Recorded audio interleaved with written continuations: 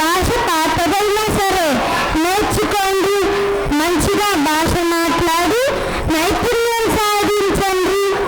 కానీ తల్లి భాషను మరొకండి. నా భాష కమ్మనిది, ఇంత గెలిచి రచ్చగలవాలి అంటారు. తల్లి భాష వస్తే ఏ భాష అయినా నేర్చుకోవచ్చు. చిత్రం ఏమిటంటే తల్లి భాషను మరుస్తున్నారు. చదువుడు రాయుడు వస్తలేదు, ఏవేవో సాకులు చెబుతున్నారు.